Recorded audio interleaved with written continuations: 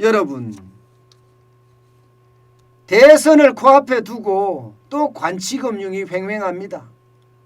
예, 카드 수수료를 또 인하한다는 거예요. 최대 40%까지 인하한다고 당정이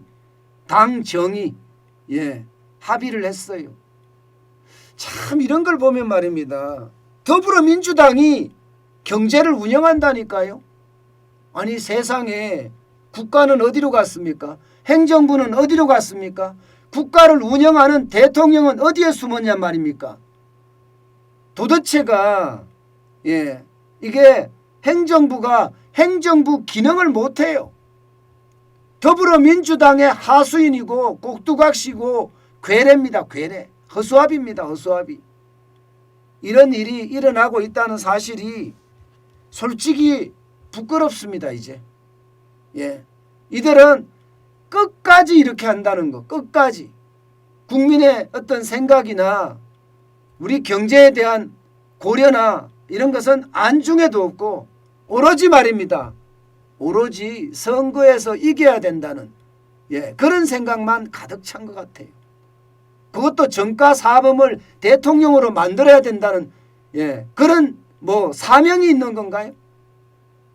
저는 이 경제를 망가뜨리는 걸 보면 도대체가 이해할 수가 없습니다. 여러분 이거 한번 보세요. 카드 수수료 60만 원 깎아준다는 거예요. 예, 그 단서는요. 매출 2억 원 하는 가게의 카드 수수료가 0.6%에서 0.5%로 떨어집니다. 0.6%에서 0.5%로 떨어지면 1년에 한 60만 원 정도 카드가 면해지는 거예요. 문제는 매출이 2억이 돼야 되잖아요. 매출이 2억. 요즘 같은데 여러분 매출 2억이 어디 있습니까? 매출 2억이.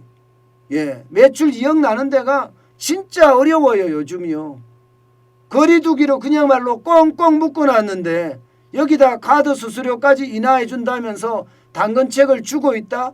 자영업자들 내가 지원해 줄 테니까 표 찍어달라 이런 얘기인가요?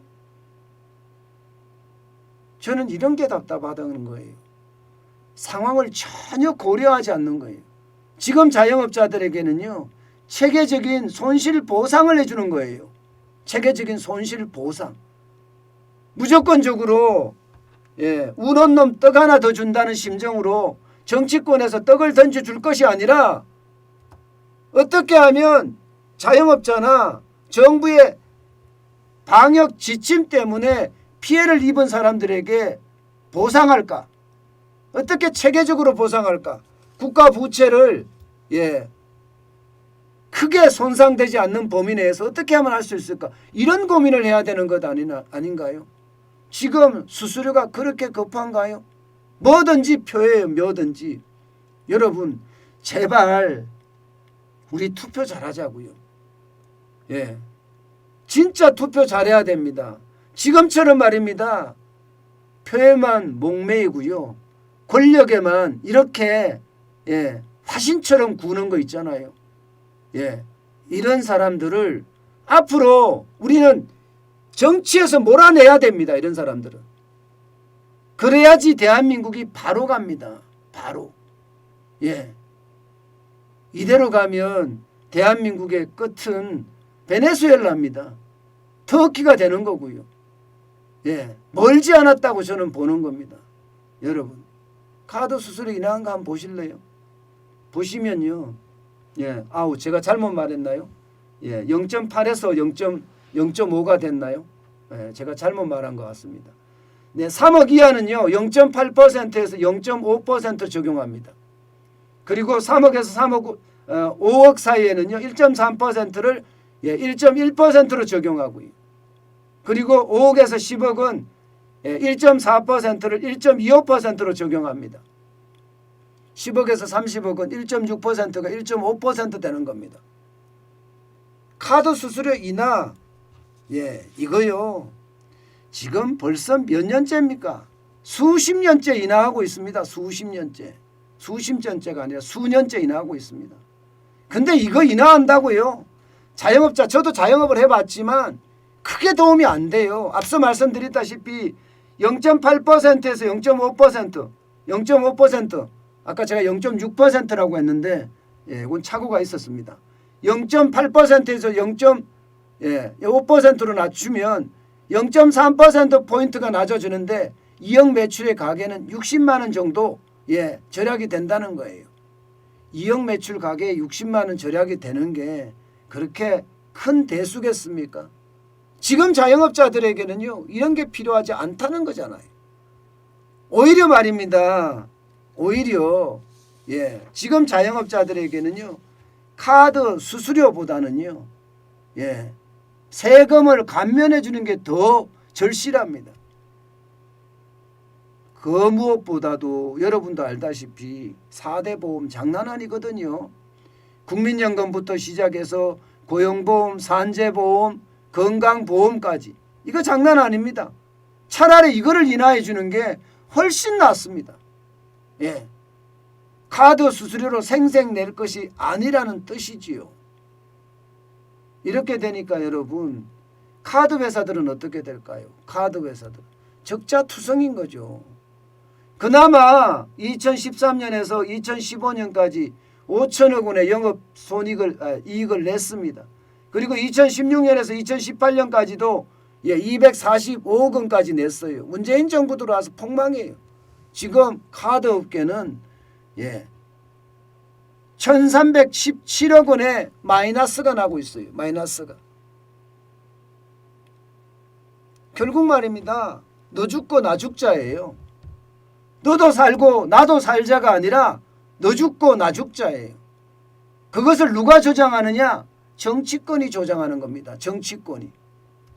경제라는 것은요, 경제에 밝은 경제 전문가들이 경제를 다뤄야 돼요. 정치권들이요, 표를 가지고 다뤄서는 안 되는 부분입니다.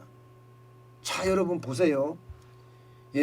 카드 수수료를 이렇게 낮췄다고 쳐요. 그러면 이제 적자폭은 더 커지겠죠. 더 퍼지면 어떻게 될까요? 우리들에게 오는 혜택은 그만큼 또 줄어들게 됩니다. 여러분 이거 한번 보세요. 8개 카드사의 단종 상품들 군입니다. 보시다시피 2017년엔 50종에서요. 2021년에는 192종이에요.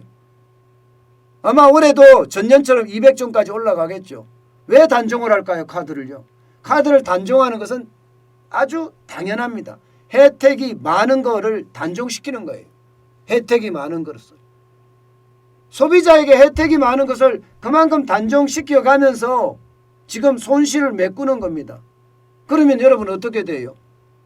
결국은 국민의 부담만 커진다는, 국민의 부담만.